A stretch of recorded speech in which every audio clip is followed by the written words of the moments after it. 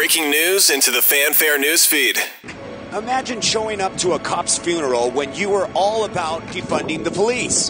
Imagine showing up to this place just so you can get a photo op. Imagine you're so stupid and ignorant and naive that you think your policies have actually helped your city, when in fact the whole reason why this cop is in a casket is because of her stupid policies in the first place. So for that, Kathy Hochul, you get the ludicrous camp treatment. Move, bitch, get out the way.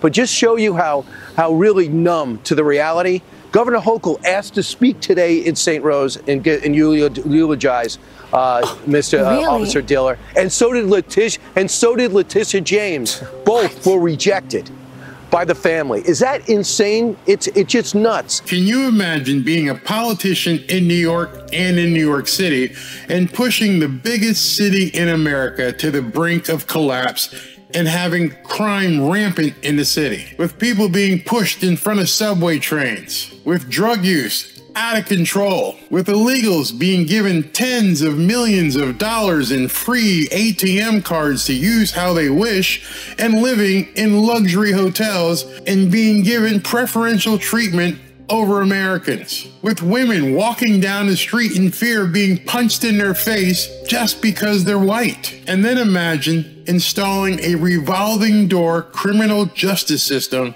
where you're afraid to put criminals in jail, and where a guy with 21 prior convictions would be out on the street to kill an NYPD officer. And on top of all that, you make the fine men and women of the New York Police Department out there to control the anarchy that you created. And then imagine expecting to attend the funeral and to speak at the funeral of a NYPD officer who was killed specifically because of the policies that you implemented. And then you further imagine that it's okay for you to show up at the funeral. If you can imagine all that, if you think you can put that into reality, how pathetically obtuse are you? Well, the answer to that question is you'd have to be someone like Letitia James, Kathy Hochul, Eric Adams, and Alvin Bragg. Brand new video shows New York Governor Kathy Hochul getting an earful as she was leaving the wake for murdered NYPD officer Jonathan Diller, this over in Massapequa. A source tells me this happened moments after Hochul refused to abide by the family's wishes. They were doing open casket viewing, and she did not want to wait on the outside. So she came in while they were closing the casket. As she stormed in, they just couldn't stop her. I'm told that family members let her have it when she got there, saying, quote, "His blood is on your hands." When Hochul got outside, that's when another family member confronted her, telling her that the governor laws need to change, because that's the reason why Officer Diller is dead tonight. Hochul wasn't the only one approached at the wake.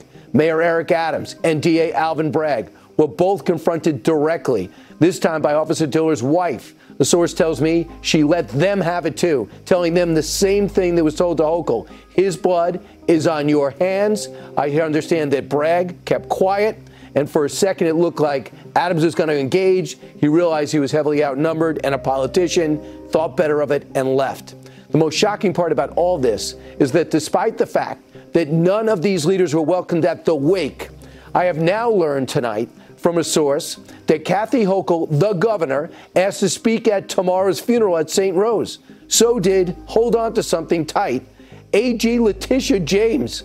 Both were rejected by the family. I could not even fathom being dragged publicly by a grieving widow, all because you wanted to grandstand at her husband's funeral to score some political points. In my opinion, all of them went from being pathetically obtuse to absolute scumbags. I don't even know how you muster the nerve to think that you're going to speak at this officer's funeral.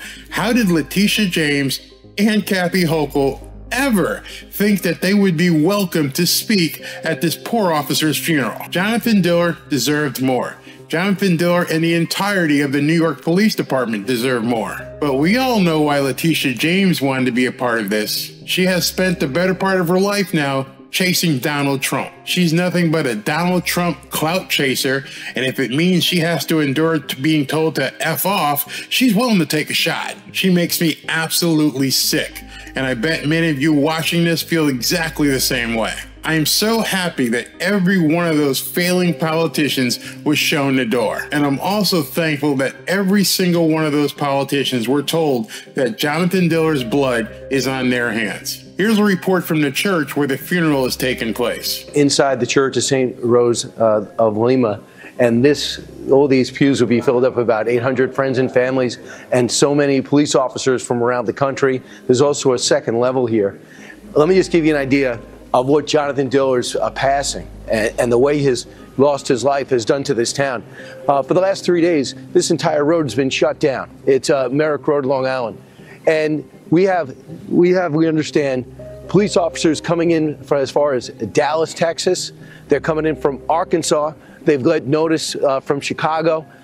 They expect maybe as many as 100,000 to come down. All this entire block is strewn with flags. 1/2 mile away is the funeral home. And in that funeral home, a lot of drama, a lot of emotion, especially with Stephanie, the 31-year-old widow of Jonathan Diller, who suddenly realizes she has a 1-year-old and is totally on her own. They made it clear, the family, they did not want politicians here that were not kind to the cops. This is a blue blood family.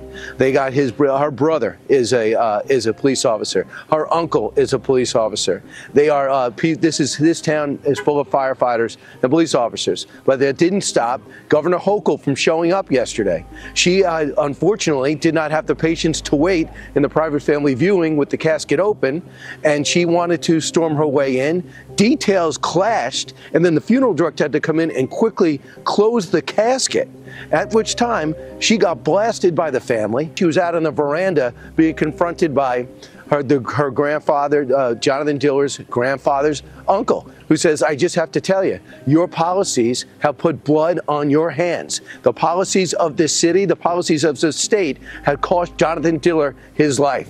The emotions were raw when Alvin Bragg came in. Reportedly, he was blasted by friends and family because of his soft on crime policies. Clamped down on Danny Penny, try to put Donald Trump in jail, let criminals go wild. So those are some of the confrontations, some of the emotion, including Mayor Adams. He also heard some expletives thrown his way. He turned around, saw a sea of blue, and then he ended up going out again. But just show you how really numb to the reality.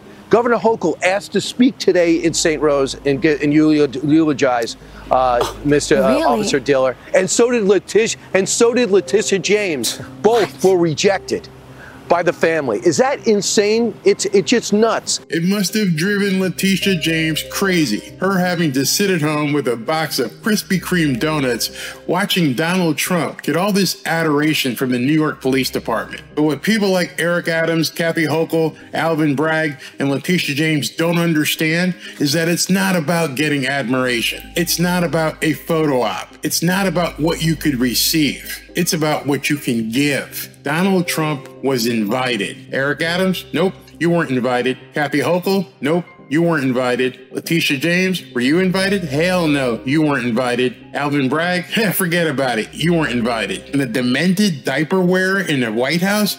He definitely wasn't invited. Trump didn't show up to barge in and make his presence felt. Trump was invited to come see the family and for the New York Police Department and all the police officers who were going to be there to give them some support for what they were going through. But more importantly, Donald Trump's presence there and what he said, the words that he said, weren't just there for condolences. He was there to provide promise and hope to the police community and the family. Police forces devastated. The whole country feels this way, and it's happening more and more, and it's really a lack of respect for law and order, and we have to have law and order back in our country, and we're going to. The restrictions that are put on the police are so incredible. They're protecting the criminal, they're not protecting the police. Donald Trump represents hope to many of us that this shit show that you've created will end. You LibNut politicians have had your chance. You failed. It's time for Donald Trump to step in and clean up this mess. And personally, I think he's the man to do it. I think that's what you're afraid of. You failed. We got to get rid of you. End of story. Let me know what you think about Letitia James, Eric Adams, Kathy Hochul, and Alvin Bragg trying to bully their way into the funeral of slain officer Jonathan Diller. I think it's pathetic, and I think they're scumbags for even trying to show up. Let me know what you think.